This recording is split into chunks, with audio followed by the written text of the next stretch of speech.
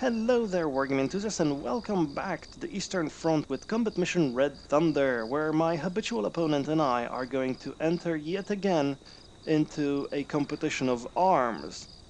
This time around, he will be defending West Farm over there, and I will be attacking with all my Soviet might. And it's not going to be easy, because what we have to deal with is this wide open area that we're going to somehow have to get through to get to the enemy.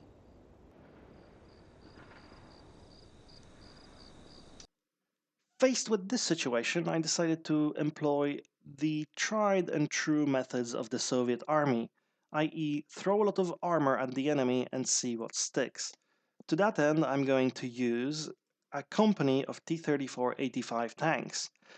They're going to be 11 tanks in total, and they're going to constitute the spearhead of my assault. And I'll try to get them into medium or close ranges to the enemy and try to engage from there. Now, in order to do that, I'm going to need some cover, and that cover will be provided by my field gun battery, which is also my main artillery support, but also by my mortar batteries over here. They have 6 tubes of 82mm mortars, and that should be enough smoke to get me close to the enemy where I want to be. Now, because the enemy might employ some sneaky aircraft tactics, this mortar battery is going to include a light flak gun to fend off those pesky enemy Ju-87s, and I'm also going to employ strike elements of my own, this IL-2 element that's going to strafe the enemy units with its cannons and rake them with machine guns. Now, I'm not going to send in my tanks unsupported, hopefully not at least, so I'm going to use a company of heavy submachine gunners. They come with a DP gun each, and I'm going to supplement them with trucks so they can get in close or they can reinforce a position even without tanks to support them.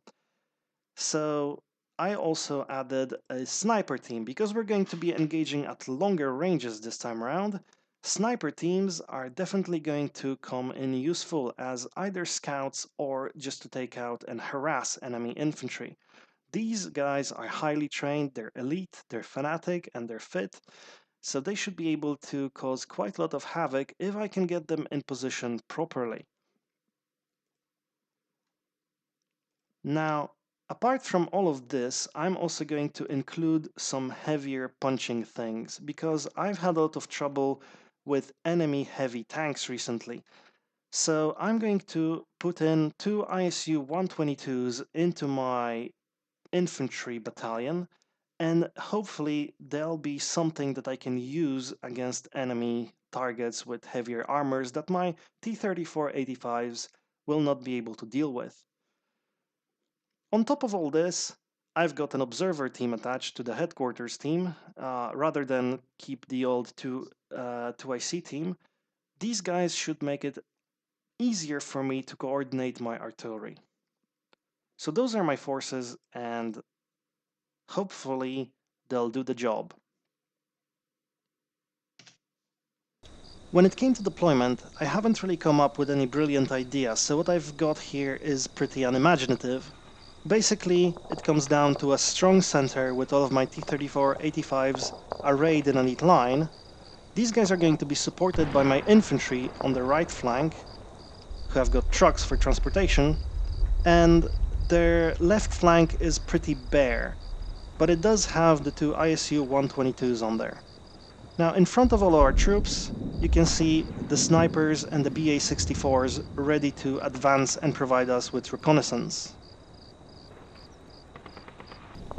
The first part of my battle plan is to take East Farm with overwhelming force. I'm going to do this by first moving up some of my scout troops, and hopefully they will figure out who exactly is defending it. Meanwhile, I'm going to pelt the tree line and the buildings over there with artillery barrages from the Z3. This will hopefully pin down any of the defenders and allow us to get close. We are also going to pelt this forest over here with barrages from our mortars, because this is a very obvious spot where the enemy can put some of his anti-tank units and long-range units.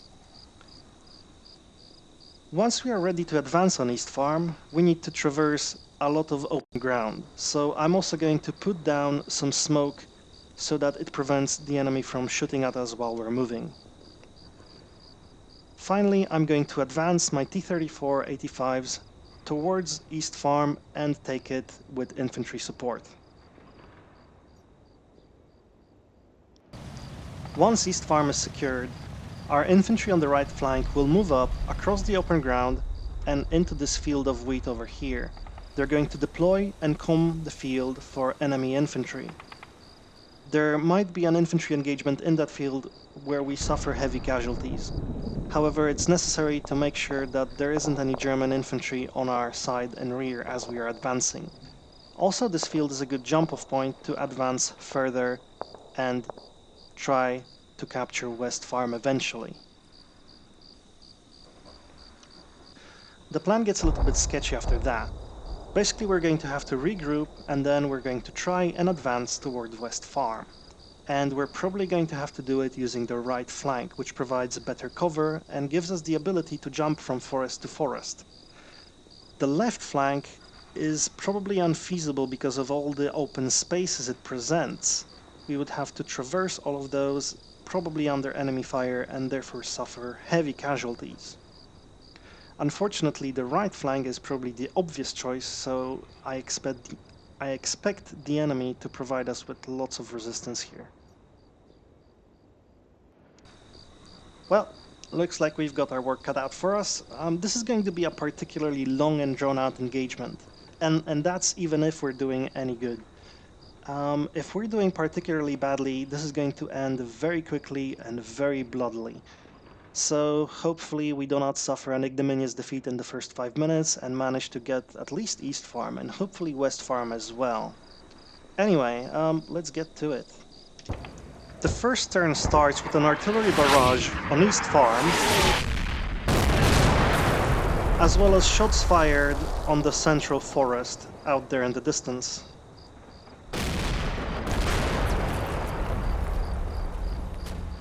Then our scouts began moving out of the valley and hopefully into position to scout out the way ahead of us. As one of our armored cars sticks its head out in turn 2, it gets engaged by the enemy and withdraws back into safety. Our snipers identify the culprit as a machine gun nest and take a couple of shots at him. However, they inflict no casualties and only manage to pin him temporarily. We also get a sound contact for some sort of armored vehicle in the forest further ahead. In turn 3, the machine gun fires back and takes out our marksman. Meanwhile, one of our other armored cars gets into position and opens fire on the machine gun. It is also being fired at by some infantry in the buildings ahead of us. At the end of the turn, one of our trucks gets attacked by what is presumably our own aircraft.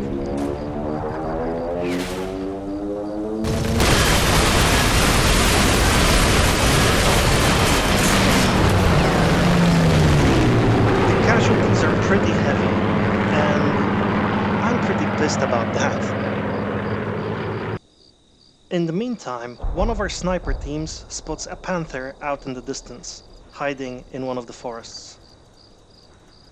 The firefight between the machine gun nest and our forward troops continues throughout turn 4. Nobody manages to inflict any casualties as far as I can tell, but we do manage to pin down the enemy machine gun. We also managed to identify the infantry in the farmstead in front of our positions. It's a German sniper. And one of our snipers identifies the other tank sound contact to be a Panther. Finally, an unidentified assailant probably tries to take out our BA-64 but misses far ahead. Probably time to get that BA-64 out of harm's way though. In turn 5, our aircraft rehabilitated itself.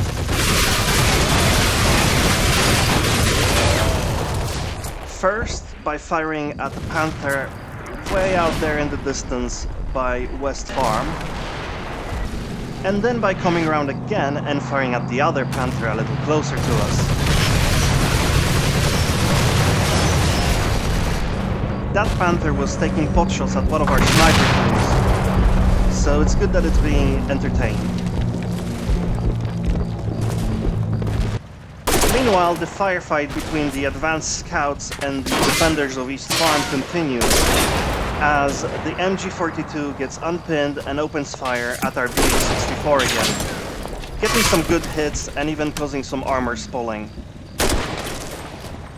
Meanwhile, we're trying to suppress the sniper in the building complex over there with no results, and nobody seems to suffer any casualties throughout.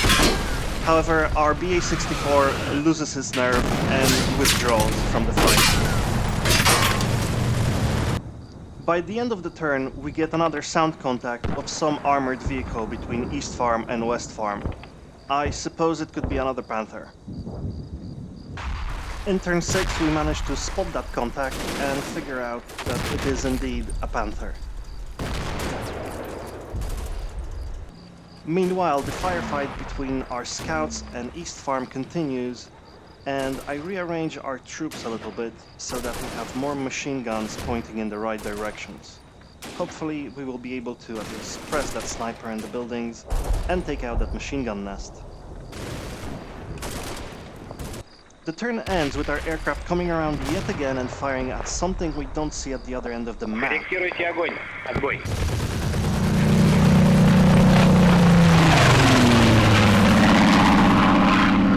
That's something we're going to have to pay attention to when we are advancing on West Farm, since we don't know what it is. Since we could hear our mortars ranging in with their smoke bombardment throughout the last turn, it's almost time to move out our main tank force. Now, because we didn't clear out East Village from all of those anti-infantry assets like machine guns and snipers, I'm going to dismount my tank riders from my tanks before we do so. Also, given the increased air activity, I decided to dismount all of my infantry from the remaining 2 trucks, just in case our plane comes around again to screw us over. In turn 7, our snipers finally meet their match, and they're getting picked off by the enemy snipers in the house complex at East Farm. We also see enemy Panthers taking shots at our BA64s, but luckily missing so far. In turn 8, the rightmost BA64 comes under fire from what I assume to be a Panther. It seems to be firing at us blindly using area fire, but manages to knock out our crew and therefore render our vehicle destroyed.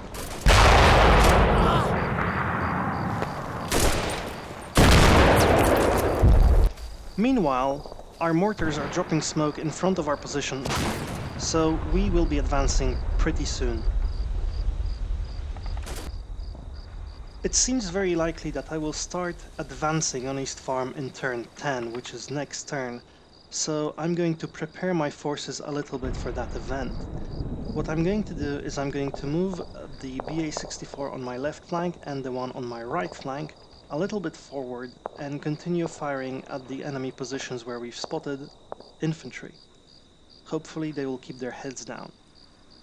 Then I'm going to move my tanks so that they are hidden behind the lip of the hill, but very close to actually being visible, so that in a one swift move I can then have them emerge and fire in the next turn.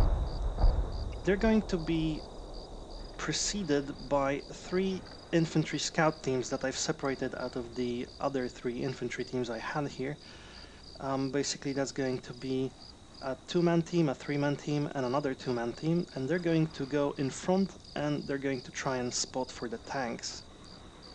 The infantry is going to remain in the back behind the tanks, and they're going to move out only if necessary.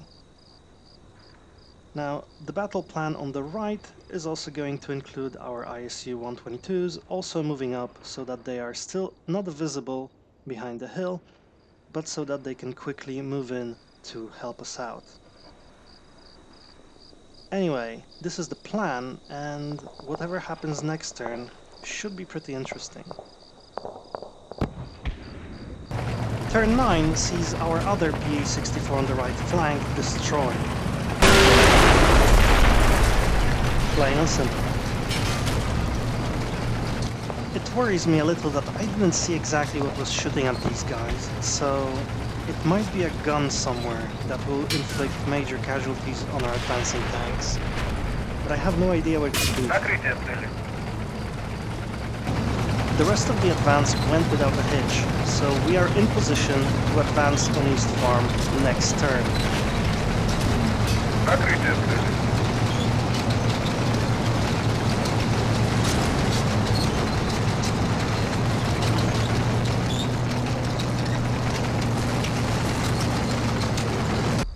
The plan for turn 10 is as follows. Our infantry are going to rush forward and observe from over there, trying to see any enemy positions that we haven't spotted yet. They are going to be supported by the BA-64 on the left flank, who is going to keep suppressing the known position of the machine gun nest.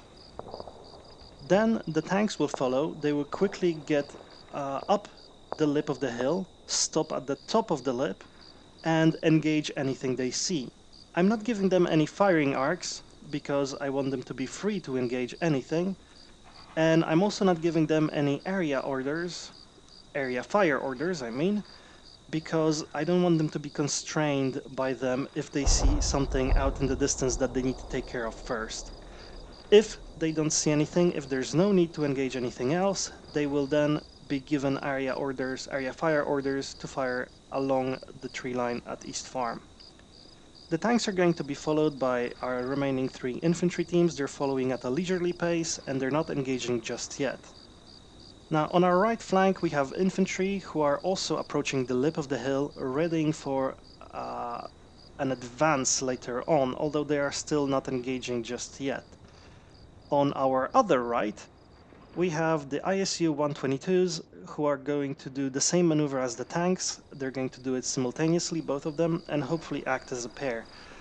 They are basically our protection against anything heavy out in the forest behind the East Farm.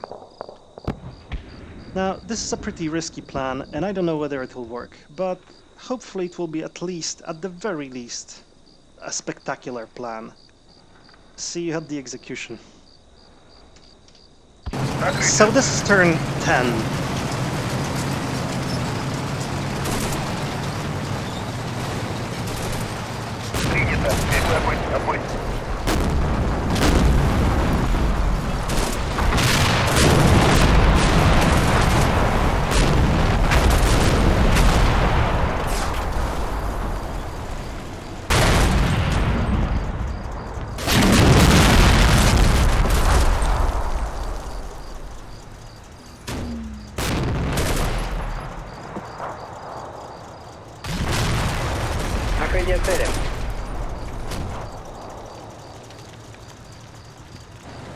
Turn 11.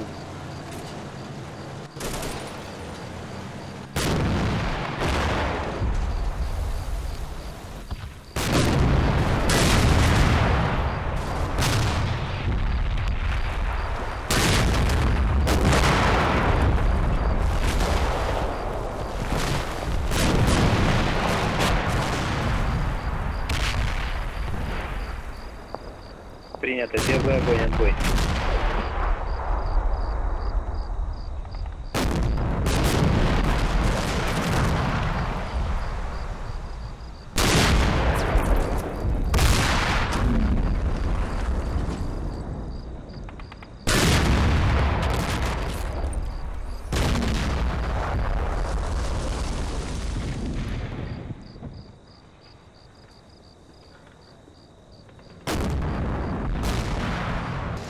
Turn 12.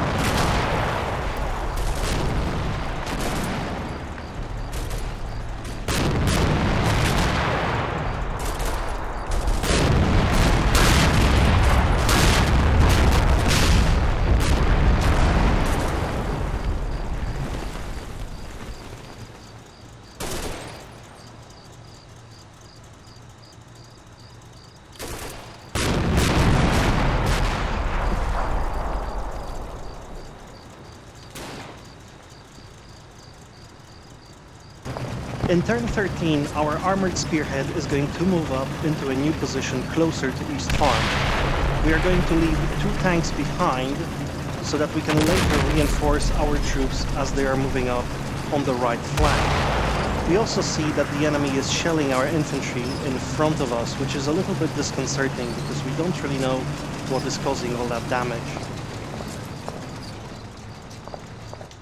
In the meantime, we take the opportunity to withdraw our remaining BA-64 into our back area so that we can use him somewhere else and get him out of harm's way for now. In addition, our scouts spot an enemy Panther positioned in the forest ahead of us. We're going to try and position our ISU-122s so that they can engage him later on.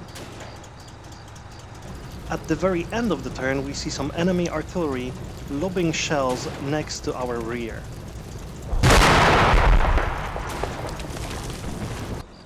The position our tanks took in turn 13 is relatively safe. However, it's not very good for providing fire support to our advancing infantry. So this turn, we're going to move them up a little bit more, closer to the forest, to the line of trees next to East Farm, so that we can fire at anything that's in there. Meanwhile, our infantry is going to advance into position and hopefully spot any remaining infantry and generally take care of them. Now, these positions should be relatively safe from anything far away due to our smoke cover over here and the buildings at East Farm and the line of trees right in front of us. I checked and there shouldn't be very many positions that the enemy can use to fire at us. But we never know, and this is again another risky maneuver. In the meanwhile, our right flank is going to reposition slightly and set up some firing arcs so that they can take care of the Panther out there in the forest, whose sound contact they can hear right now. On the other flank, the actual right flank, our infantry is massing for a move and we're sending out scout teams ahead to see if they're going to get fired at by anything from that field over there. Meanwhile, the 2 tanks that we left behind are going to reposition themselves so that they can support our advancing infantry, and our BA-64 is also going to move in position and give us a little bit more support and a little bit more of that spotting capability that we so very much need. If we don't lose too many units in the middle, we should be fine, and the advance on the right should also be pretty successful. But this all remains to be seen. The initial advance in turn 14 goes relatively well, and our forces move unimpeded towards their objective.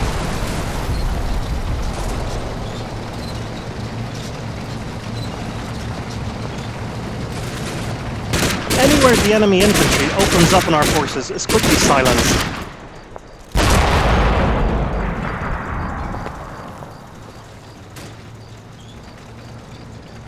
The enemy infantry in the building complex are giving us the most trouble, but our tanks managed to silence them as well.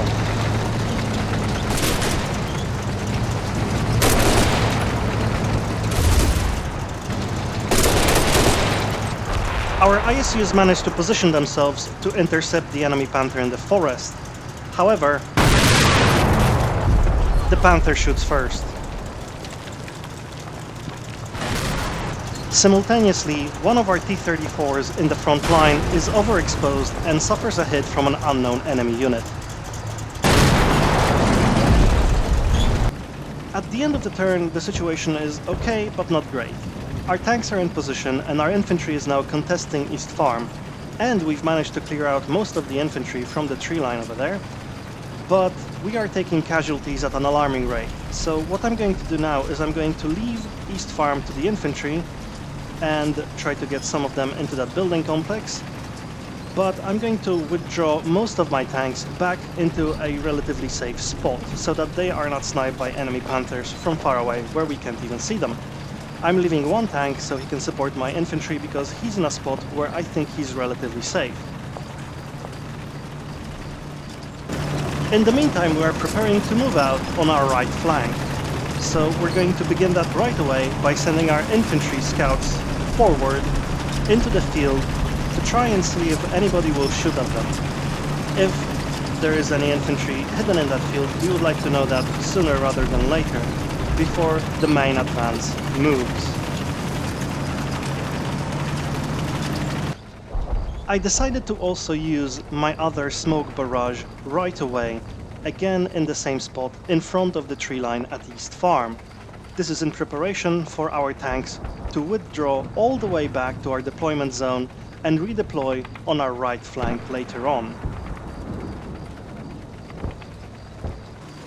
Anticipating our next move on the right flank, I put down an artillery barrage in the tree line right across the field. That should clear out the enemy presence there, if any. In turn 15, the withdrawal of our tanks goes off without a hitch. And our infantry proves itself capable of taking down the Germans left behind in the tree line.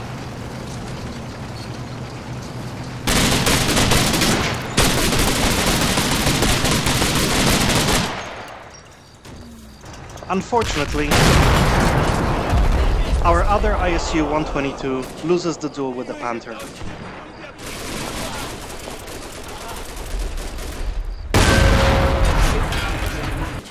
On the opposite flank, a lone scout makes it into the building complex from which the enemy sniper was operating until recently. And the far right flank sees our infantry advancing unopposed.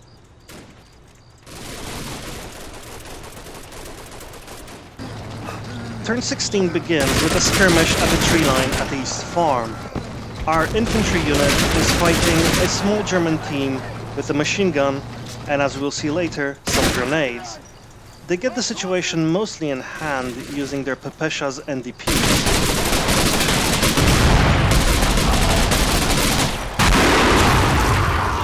However, they suffer casualties both from the German grenades as well as our own tank trying to help out. Meanwhile, as our advanced scout tries to take one of the buildings at East Farm, he finds a 3-man German infantry team who take care of him very quickly. They subsequently open fire at our other advancing infantry corps and manage to clear them out as well rather quickly. At the same time, the infantry advance on our right flank moves without issue and we suffer no casualties.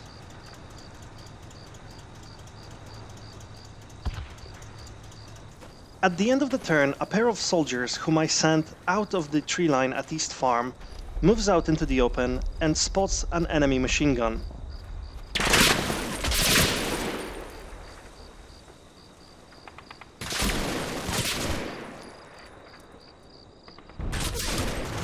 We start turn 17 with a bang.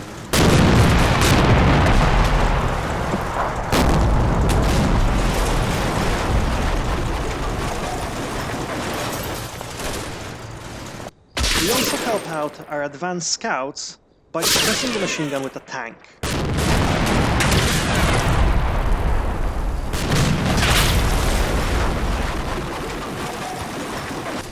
Meanwhile, as our infantry on the right flank is about to cross the field, our advanced scouts are shot at by some enemy infantry who is also probably hiding somewhere in the field.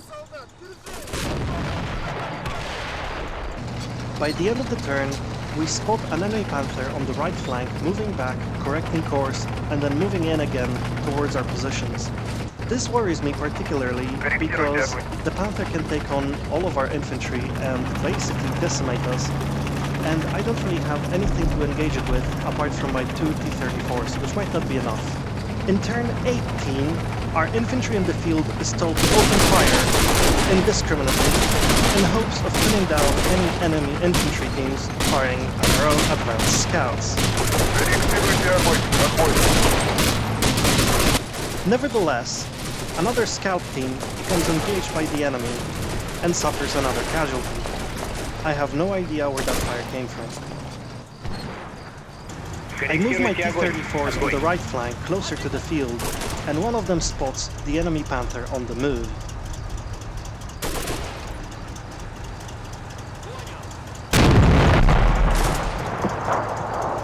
Unfortunately, the shot misses. In the meantime, our BA-64 is given orders to fire at the remaining building at East Farm to maybe secure some casualties or at least suppress enemy infantry. At the end of the turn, an enemy Panther emerges from the forest on the left flank and takes a potshot on the move towards our units stationed next to the cornfield on our right flank. Now hopefully a shot fired on the move will miss and we'll have the chance to withdraw. But I haven't been lucky so far with enemy tanks, so let's say I'm not optimistic. During the orders phase, being the optimist that I am, I decided to put down an artillery barrage on the next forest that we're going to jump to after we clear the field.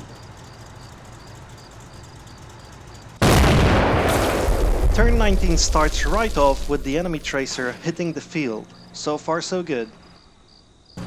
This allows our armored car to withdraw and our T-34 to spot the enemy and start taking aim. The T-34 fires the first shot and misses. A couple of seconds later it fires again.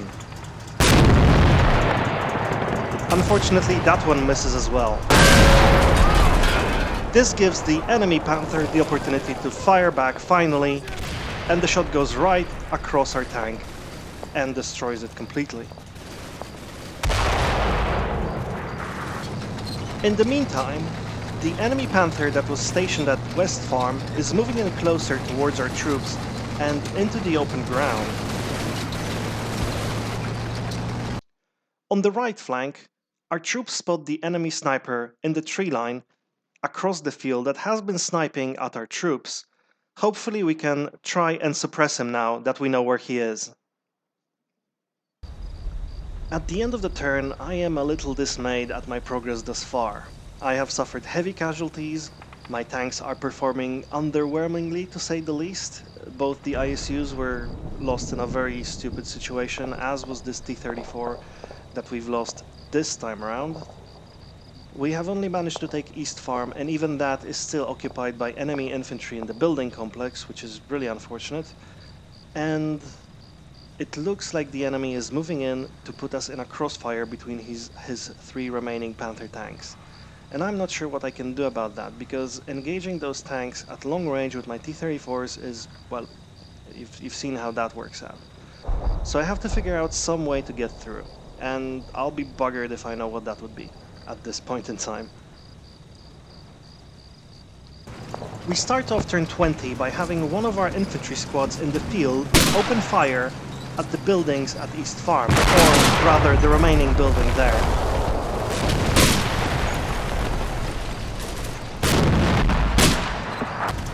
In the meantime, the T-34 supporting our infantry in the field opens fire at the last known position of the enemy sniper.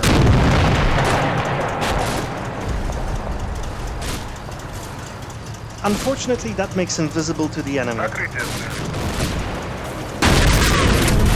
The enemy Panther wastes no time firing shots at our T-34 and killing yet another of our armored vehicles.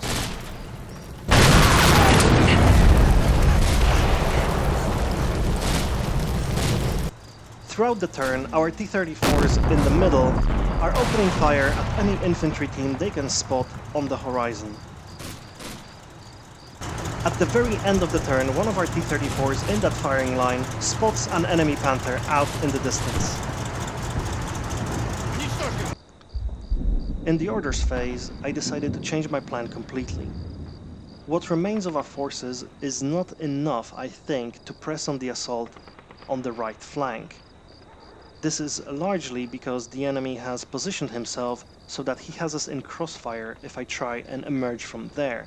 And with only 2 platoons of tanks remaining, I will not be able to press on and take my casualties and still be able to fight whatever is between us and West Farm.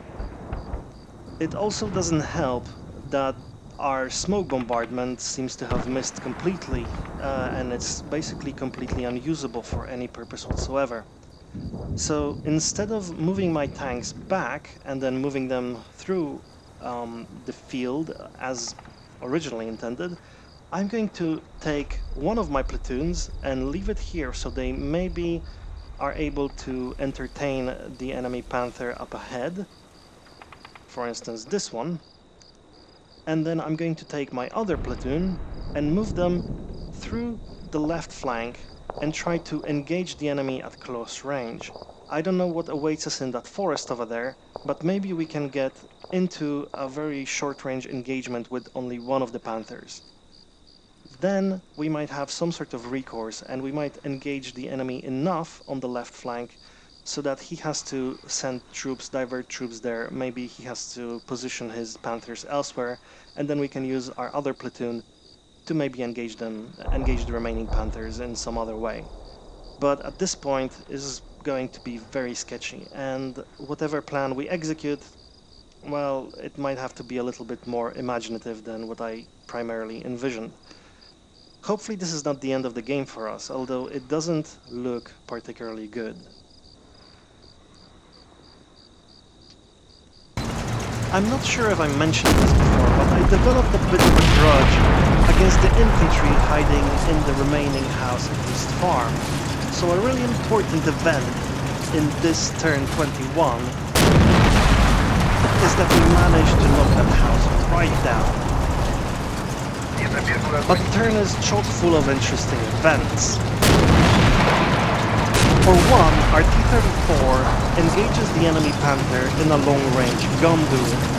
It misses the first shot, but is not spotted back by the enemy, so manages to take another.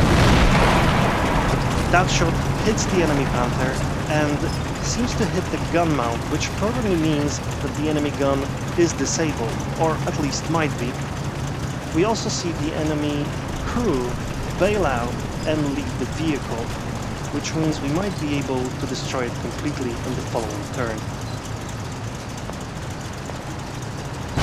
We also see our left flank moving smoothly and not being engaged by the enemy. This might be thanks to the enemy's preoccupation with our right flank just as much as with the copious amounts of smoke which seem to be, luckily and accidentally, shielding our left flank right now.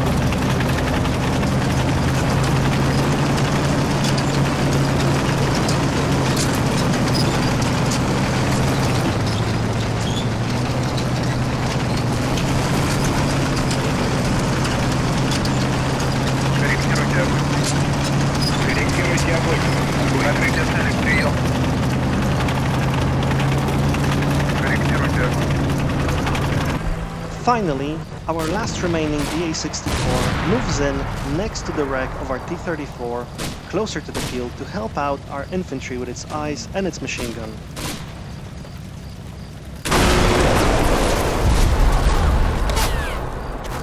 Unfortunately, it becomes engaged by the enemy Panthers, and it shows us exactly what would have happened had we tried to advance with our main tank force through here with those Panthers positioned where they are.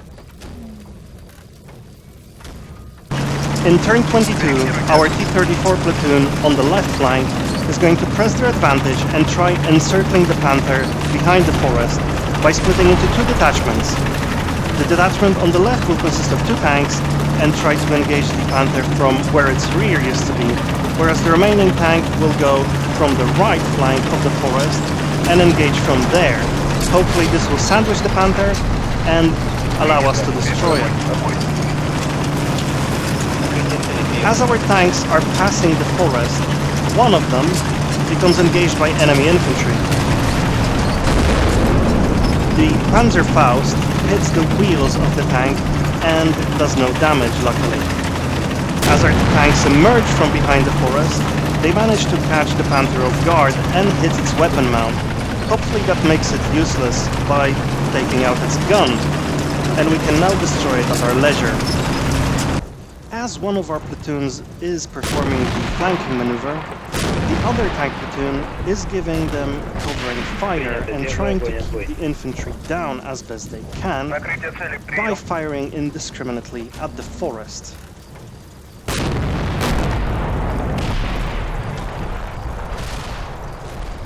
Meanwhile, on the right flank, we catch glimpses of enemy infantry milling about. As I make my orders the same turn, I notice something very interesting that I haven't really seen before. One of our tank crews has gotten into the habit of picking up Pepesha guns off the ground from fallen soldiers and arming themselves with them. That will make them a reasonably useful infantry combat unit, so I'm happy to see that. In turn 23, after a successful charge, our T-34s on the left flank withdraw into a safer position further away from the forest and whatever infantry lurks there with their Panzer tanks.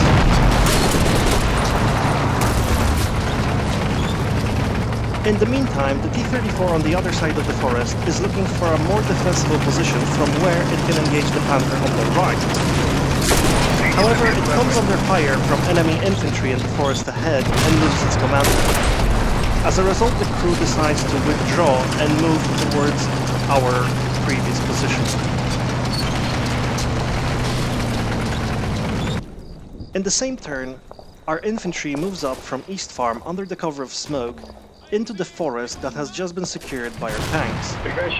These guys are stragglers and are lightly armed, with very fragile morale, but hopefully with the support of our armored units they will be able to take that piece of forest and hold it. At the same time, the infantry on the right flank is beginning to slowly creep across the field in order to get closer to the forests on the other side, in anticipation of an artillery bombardment that should come soon and help clear out those positions up ahead.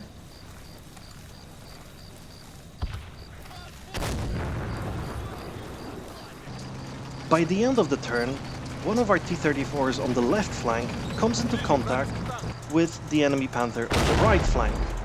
The tanks engaged in a long-range duel, firing off shots at each other at intervals. However, initially, no one seems to get the upper hand. The situation resolves itself in turn 24. Our T-34 actually manages to bounce one of the shots from the Panther as it moves into better cover. Unfortunately, the second shot from the Panther immobilizes the tank and makes it a sitting duck, a cinch for the Panther to knock out in shot number 3.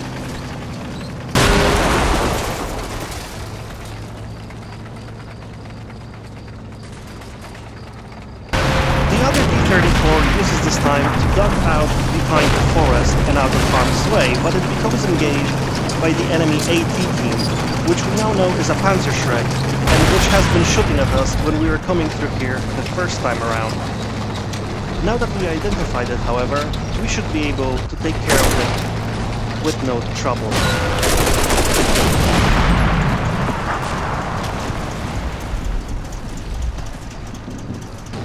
The other participant of the charge is ordered to move back all the way to East Farm to regroup and prepare another attack.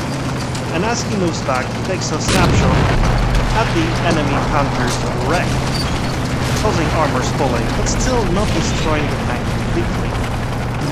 Simultaneously, one of the tanks at East Farm is moving forward to rendezvous with the tanks returning from the charge and form a new detachment that's going to hamper the enemy Panther from the flank, as well as support our infantry advancing on the forest as well as through the field.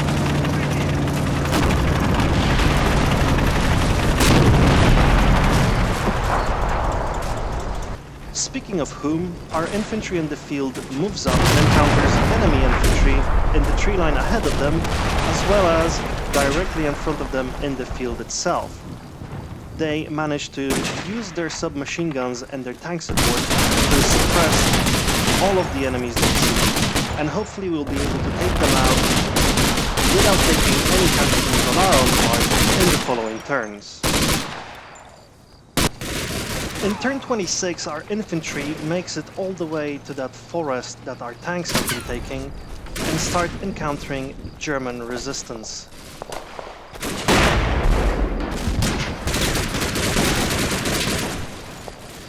Unlucky for them, we've got the Pepesha submachine gun at our disposal.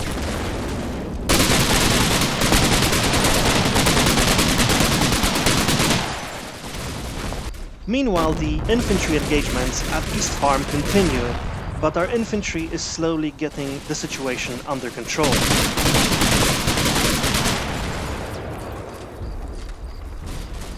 At the same time, our returning T-34 makes it back to East Farm, where it consolidates with our other tank there.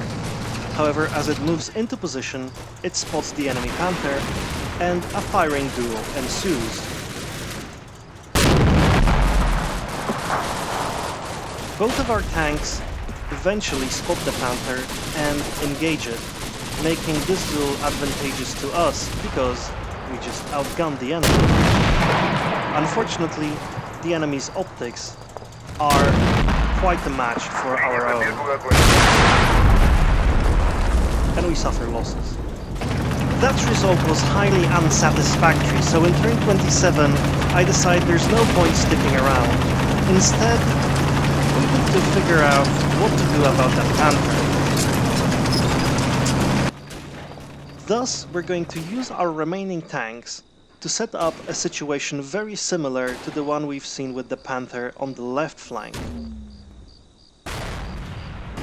First, our two tanks in the center will move to the right flank and try to engage the enemy Panther from there at close range.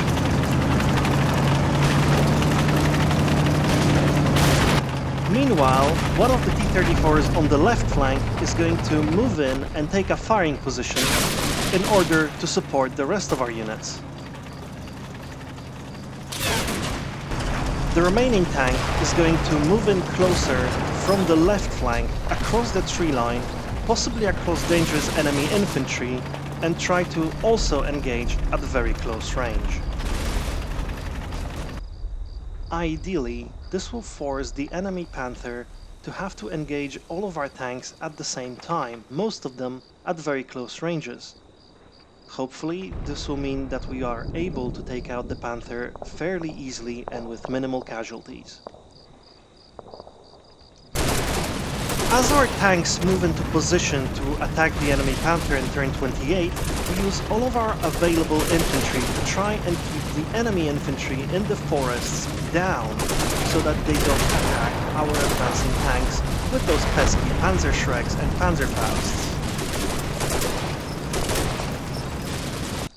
This is helped immeasurably by an artillery barrage.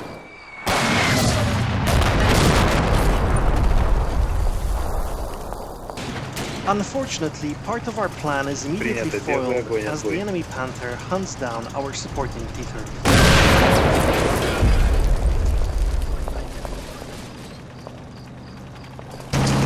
Therefore, we're going to have to manage our crazy plan with only 3 T-34s remaining. That's not going to be easy, but it's still certainly doable. In turn 29, the leftmost T-34 stops a little prematurely. It quickly gets hit by the Panther while it's stationary. The crew manages to bail out, but they quickly come under fire from German infantry.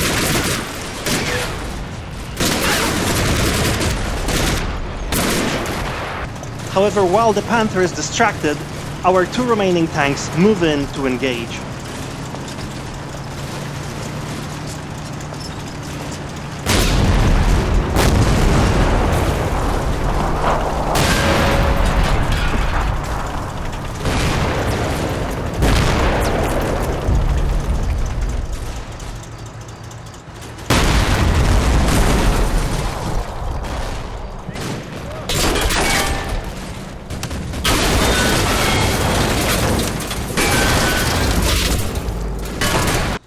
As the smoke clears, the enemy is seemingly left with no heavy armor on the field, whereas we still have one T-34 remaining.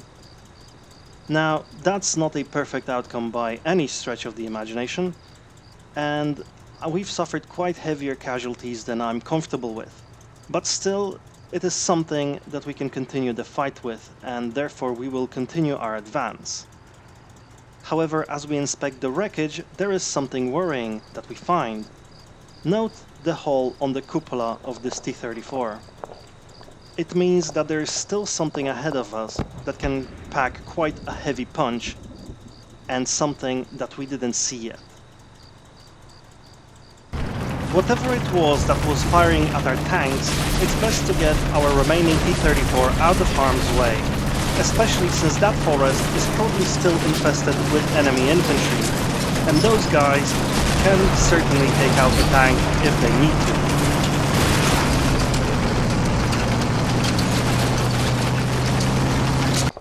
All the while, our infantry in the field is engaging the enemy infantry up ahead.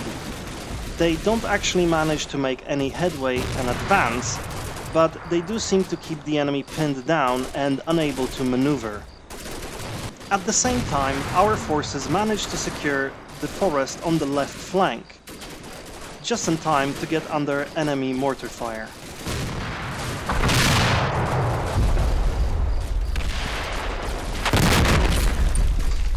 An enemy aircraft appears on the battlefield by the end of the turn. It adds insult to injury by attacking the wrecks of our heavily depleted tank force. In the following turn, our infantry continues to skirmish against enemy positions up ahead on the right flank, while our T-34 withdraws back into safety.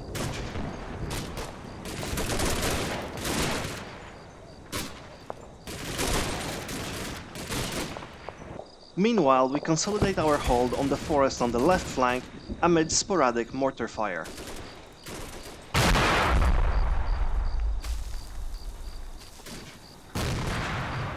The skirmish continues for a couple of turns.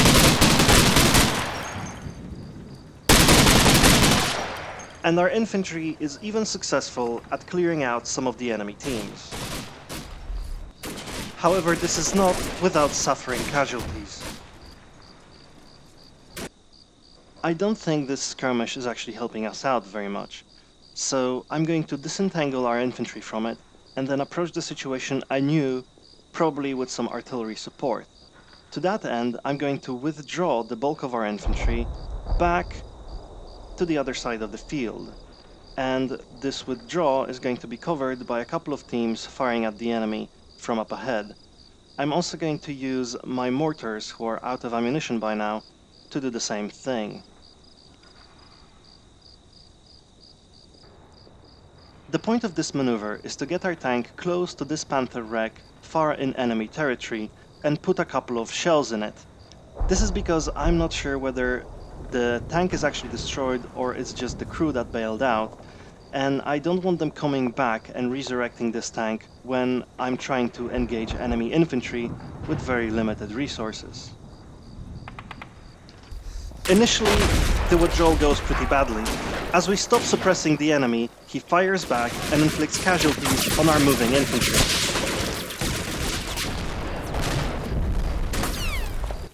In addition, we have a couple of artillery close calls.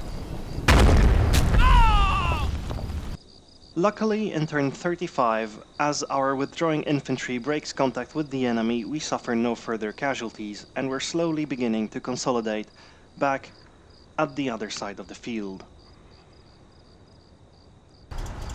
In turn 36, our T-34 on the left flank gets into position to fire at the enemy Panthers wreck, but refuses to do so, which makes me think that it's probably nothing to worry about anymore. I also take the opportunity to put a tank rider on top of our T-34 in order to improve visibility and possibly contact with other troops. However, as soon as I do that, the enemy opens up all along the tree line and eventually takes him out. In turn 37, our T-34 returns fire. In the following turn, I decide to move the tank back to the right flank where it will aid our future advance. We withdraw with a parting shot. At the same time, our infantry on the right flank moves further back away from the field and behind a lip of the hill in order to become completely obscured from enemy eyes. Nothing really happens for the next couple of turns except for very minor skirmishes here and there that seem to have inflicted no casualties on either side, at least as far as I can tell. But just before our assault nears, we're going to get our trucks to bring back some additional troops to the right flank.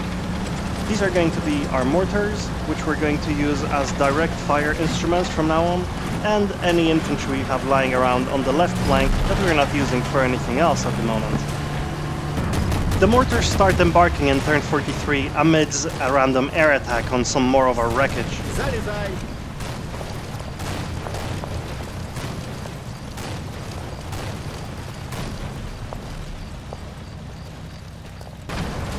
All of the designated units embark during the course of the next 2 turns, and afterwards our trucks head back to the right flank.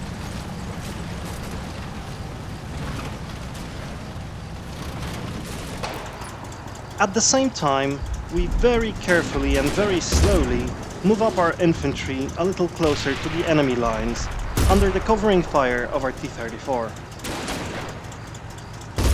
The conga continues without incident throughout turn 46. By turn 51, we are almost in position to continue the advance. Our infantry is well in the field, and our mortars are slowly arriving on the scene by trucks. In turn 52, our artillery arrives.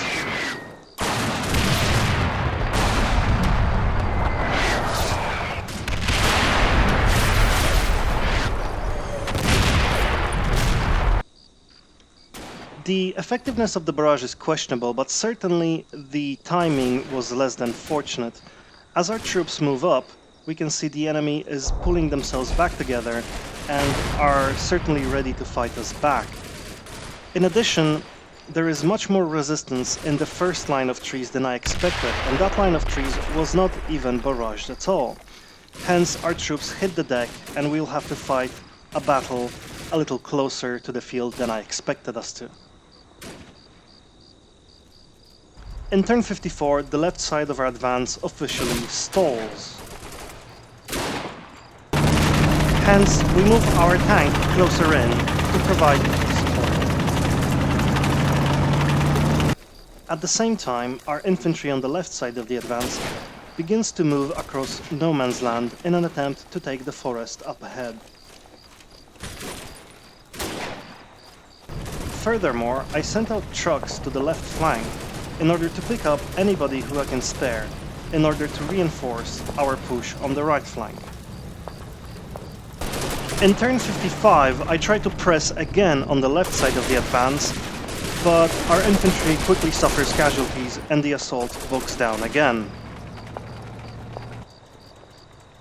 Only one team manages to finally get to the fence between the forest and the fields. On the right side, the advance goes relatively well, all the way until our forces get into contact with enemy infantry.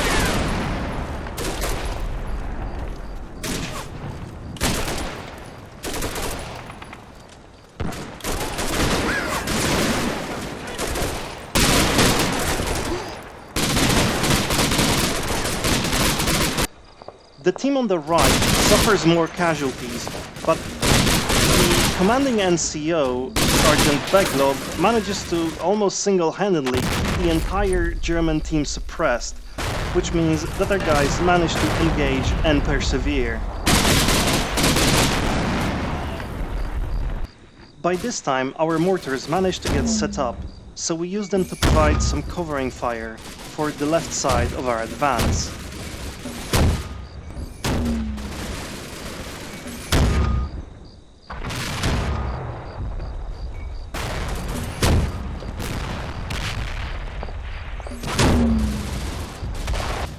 Meanwhile, we load up anybody whom we can spare on the left flank into trucks, which mostly consists of bailed out tank crewmen.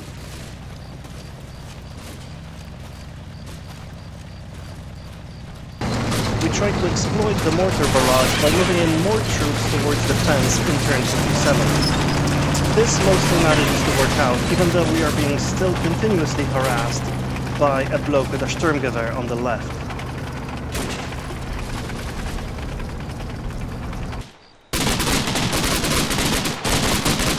On the other side of the advance, our team manages to keep the enemy suppressed as they take care of their casualties and as our other infantry teams move up.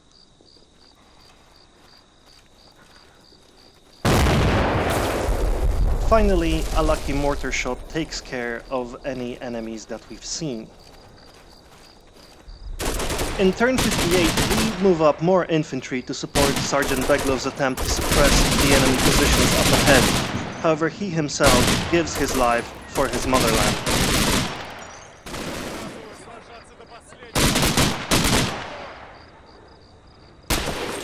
In the same turn, the units that managed to move up all the way to the fence now come under heavy concentrated machine gun fire from the enemy. We suffer heavy casualties, but more importantly, we get pinned down, and the assault again bogs down.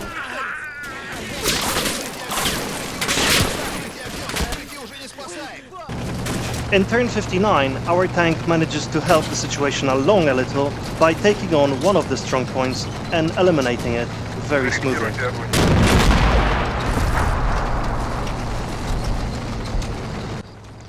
Nevertheless, the progress on the left is hampered by the troops ahead of us as well as on the left in that tree line. Therefore, the advance is going very slowly. Meanwhile, our progress on the right flank is markedly better as our troops manage to actually move in to the tree line ahead of them. The troops engage in close quarters fighting. The sort of fighting that Soviet troops generally excel at.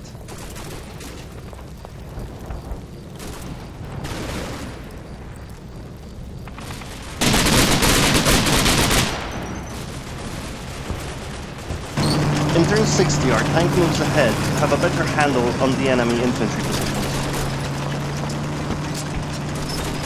Meanwhile, our infantry on the left side of the advance is slowly moving up towards the tree line.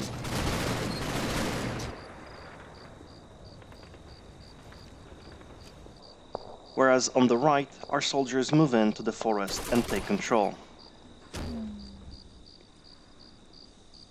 In turn 61, our troops have a hold on the central tree line just out of the crop field, and we begin firing at the enemy positions up ahead. However, we will not be taking them before the next artillery barrage strikes. Thus, the advance is again slowed down. We do, however, manage to take control of the forest on the far right, which will give us a great point for supporting our advance further up. Since some of our mortar teams are running out of ammunition, I'm going to send them up ahead to serve as regular infantry in the upcoming advance. Our trucks are also returning with more reinforcements from the left flank, and once they disembark, I'm going to send the trucks again to the left side to pick up anybody else I can, because this advance is going to need manpower. Turn 62 is mostly quiet, but as I move up our T-34 up ahead to provide better cover from the flank, our infantry team gets attacked by a machine gun team up ahead in the forest in the center.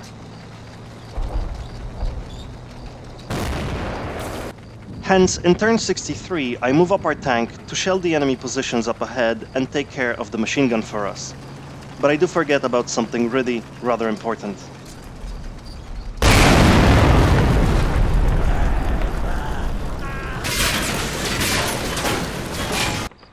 To be honest, I was considering withdrawing from the battle before this point, and now that we've lost our only hard-hitting close support weapon, any further advance will become that much more difficult. So I was reconsidering whether to actually give up now or whether to continue advancing, and I did decide to continue.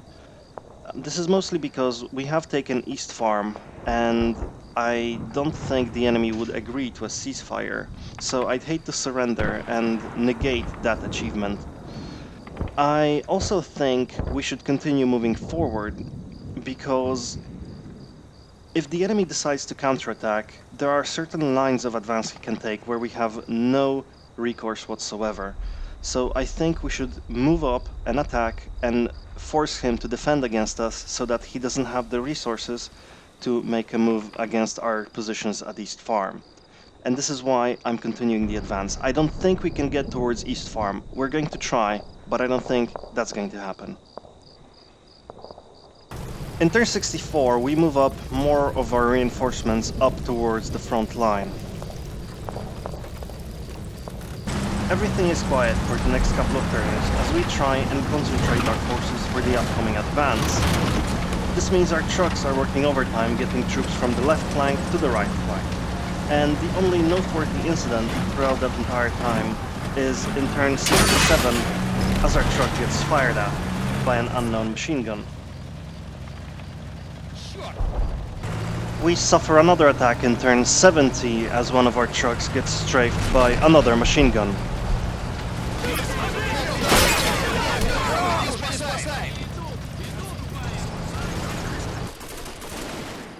Our troops spot some of the machine guns that were harassing our trucks and open fire in turn 71. In addition, our artillery spotter seems to be quite far off the mark this turn.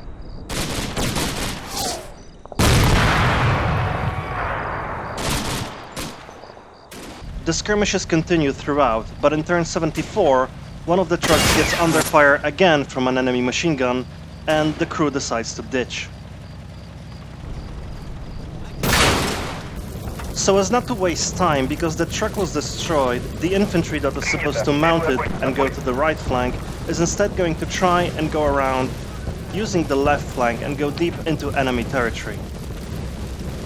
Meanwhile, on the right flank, I sent out one of our mortar teams across no man's land and into the forest up ahead to gauge the enemy's response. Surprisingly, they got there without suffering any casualties. Our artillery barrage finally comes in at the end of the turn. So next turn is go time for our advance.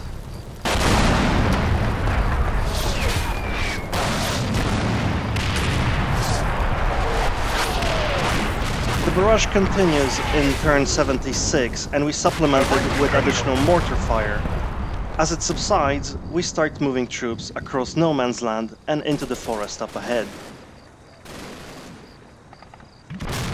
Since our scouts managed to cross no man's land without problems, we sent the bulk of our force in turn 77, and they cross as well. The vacated positions are then quickly filled with the remainder of the reinforcements coming in from the left flank. By the end of the turn, our forces get into the forest and close quarter fighting begins.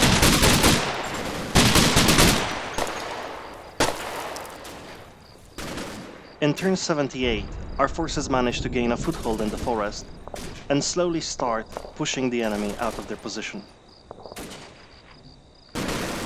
The push continues slowly and methodically throughout turn 79.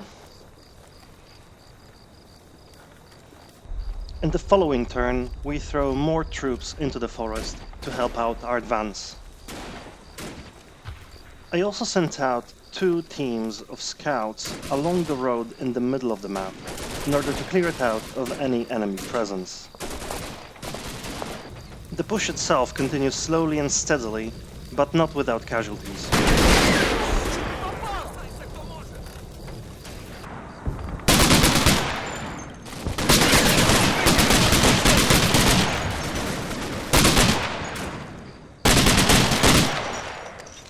In turn 81, the scouts on the road rain down fire upon an enemy team they spotted until they give in. Meanwhile, in the forest ahead, our teams managed to find one of the machine gun teams that's been causing us so much grief and eliminate it.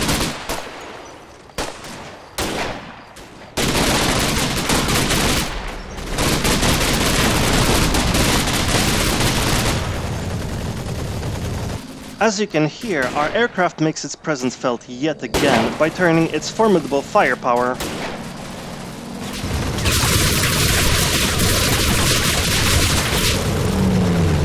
on nothing very much, as usual. The plane also comes round the following turn.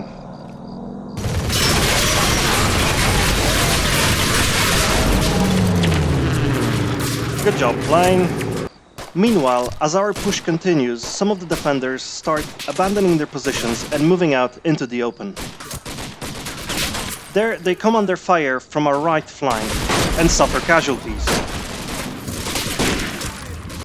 In turn 83, our forces managed to make a decisive push and take control of most of the forest area, dislodging the defenders from their previously held positions. We see, however, that the enemy is moving in reinforcements from the rear to bolster up his front line. Our aircraft makes yet another run this turn, this time at something far ahead of our positions that we do not see.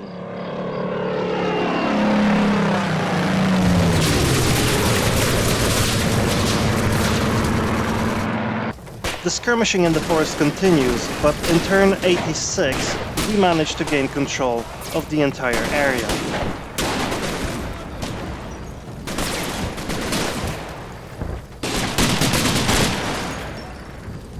In the meantime, a team of our scouts manages to get behind enemy lines on the left flank and slowly traverses the forest.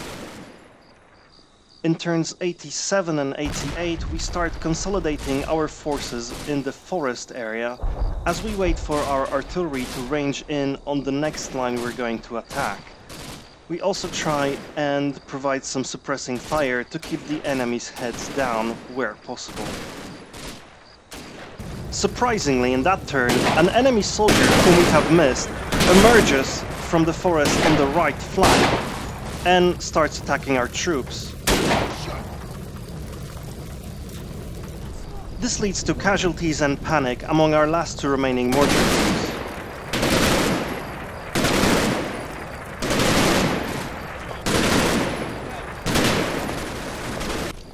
Thus, in turn 89, I move in more troops to the right flank to eventually take care of the problem. In turn 90, all of the teams in the forests open fire to suppress the lone machine gunner as our reinforcements move in. We don't manage to eliminate the man, but we do manage to spook him and make him run away. On the opposite flank, our scouts operating behind enemy lines come into contact with enemy infantry and suffer heavy casualties. In turn 91, back on the right flank, our forces manage to finally eliminate the last machine gunner in the forest. Having eliminated the machine gunner on our right flank, in turn 92 we continue to consolidate our forces, as well as suppressing the enemy defensive line up ahead in preparation for an advance just as soon as we get some artillery support. In the same turn, we catch a fleeting glimpse of an enemy gun that took care of our last remaining T-34 tank so handily. It's an 88mm anti-tank gun, and it's highly accurate and highly dangerous to any armor. However, now that we have no armor, it's more or less irrelevant. We lay down suppressing fire on the enemy defensive line, waiting for our artillery to range in until turn 94.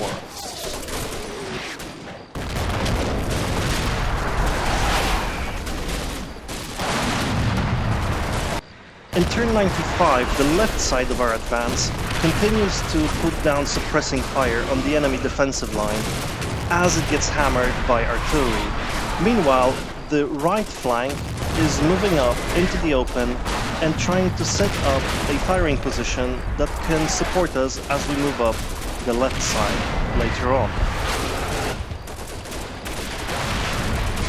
As the barrage subsides in turn 96, our right flank moves into position and our left flank is preparing for making the frontal assault. In turn 97, we move in the right flank aggressively towards the enemy positions in order to have them engage in close quarters fighting again. Meanwhile, parts of the right flank and the left flank are providing suppressing fire all along the line of enemy defenses. The only worrying thing is that we still have German units popping up on our left flank, which have the ability to fire at our advancing units. However, at the end of the turn, our forces from the right flank manage to move into the tree line relatively safely and can begin engaging the enemy units there. In the command phase of turn 97, I reflect that the cautious, methodical, and generally careful approach has yielded much better results than I expected us to get with this force of stragglers composed of infantry, bailed out tank crews, and mortar teams. Nevertheless, we've only got 4 minutes left on the clock, so from now on I'm going to try and do something a little bit more aggressive in order to get us, possibly, to West Farm, or at least to place some units there. To that end, we're now going to move out our forces out of the forest on the left flank and try to go across no man's land and into the forest up ahead. This is basically just trying to draw the attention of the enemy towards this side. And in the meantime, I want to have our forces on the right flank to move into the forest and then try to jump out from here once we get a bit of a foothold into West Farm and see how that works out for us. Unfortunately, all the planning is for naught as our infantry runs right under the muzzles of two MG teams.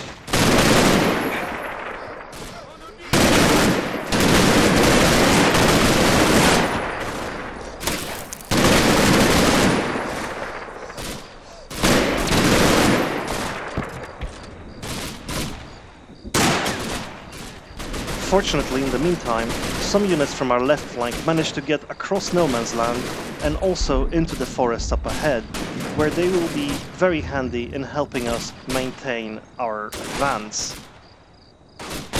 As our advance slowly but inevitably bogs down, I send out a forlorn hope of a three-man squad, bypassing the enemy positions in the forest by the right flank, across the no man's land that's there, and straight into West Farm. If they manage to make it, we might get some extra victory points. Unfortunately, they meet resistance immediately, get pinned down, and withdraw. Since the advance bogged down, and since our forlorn hope did not work, what we're left with is basically fighting it out till the end of the game, but there's no chance we'll be taking West Farm anymore. The fight continues until turn 101, but you can see that our forces are becoming depleted and the assault itself bogs down. We're not moving into the forest anymore, most of our units are standing still, and it's just as well that we are now running out of time on the clock. At the end of the battle, I am extremely gratified and surprised to learn that we have actually fought this to a draw. We didn't manage to take West Farm, but apparently East Farm is just as valuable. And even though we've suffered tremendous losses, the enemy actually also suffered heavy losses, and these things sort of evened out. Reviewing the map after the battle actually shows me that the enemy's last defensive line at West Farm was fairly weak. I mean, it basically consisted of two machine gun positions, one on the left flank and one on the right flank, and nothing particularly in addition to that. So if we had a little bit more time and we were able to take this forest position that we're fighting for in a slow, methodical, and cautious way like we did the last one, and perhaps if we had one more artillery strike, we could have certainly pushed our way to West Farm. As it was, a hasty attack caused a lot of casualties, and we didn't manage to achieve anything very much with it. We didn't even manage to take that forest position that we were fighting for. It was a very interesting battle, I think, in that it had four very distinct phases. In the first phase, we had this very large combined arms force with artillery, infantry, and a lot of tanks, which we could use to basically overwhelm East Farm. Then in the next phase, we were hunting for enemy tanks, which were very detrimental to whatever we were doing, in that we couldn't maneuver, we couldn't move up, and they had us in check. So for a large part of the game, we were hunting about to destroy all of the Panthers, at the end of which we were left with only one tank. Afterwards, there was a very long piece of the game part of the game where I was just trying to consolidate and come up with some sort of plan to actually strike out and continue our advance. And I was wondering whether to withdraw or become defensive or what to or what. But I did decide to advance. So the last part of the battle was this interesting, basically unsupported infantry advance on uh, pretty well prepared positions. And that was fairly interesting to have done. I've never actually managed to do any of that before, and now I've come to enjoy it a little bit. Anyways, so those are the four distinct phases, and each of them played completely differently, and some of them were more frustrating than others. And I think that's all I have to say about this battle. Basically, I'm pretty happy with my plan, and I'm pretty happy with how I was executing it. I didn't have all the luck in the world in this battle, and there were certainly mistakes I made, but on the whole, I think I persevered, and I think I managed to achieve quite a lot. Nevertheless, if you had a better battle plan or if you had a better idea how you would play this, let me know. I'd be interested to hear it. I'm still learning this thing, and it's always nice to hear other people's opinions. Um, yeah, and that's it, I guess. I'll see you guys next time in the next battle video.